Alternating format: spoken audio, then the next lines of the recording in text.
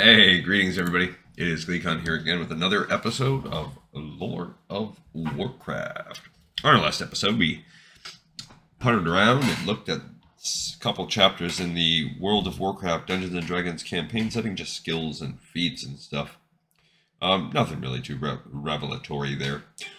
We've also been reading Cycle of Hatred, and Rexar came into the picture and helped rescue a dwarf. Again, that's like his MO.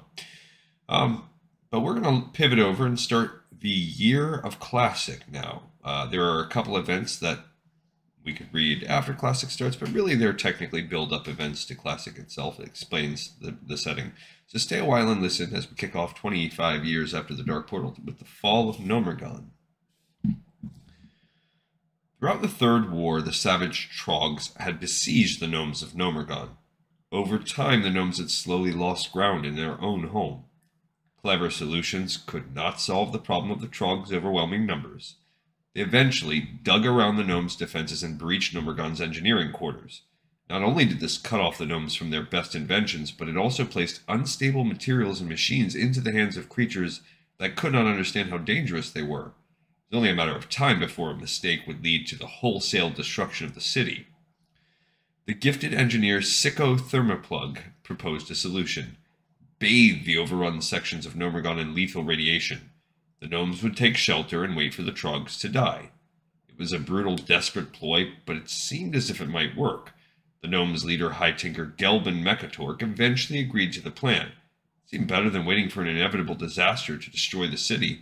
Unfortunately, Thermoplug had ulterior motives. He envied Mekatork's position and prestige, and he wanted to use the war to seize both for himself.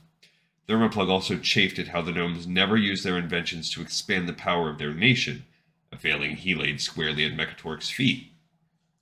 Mekatork learned the truth only when Thermoplug's bomb irradiated the Trogs and most of the gnomes.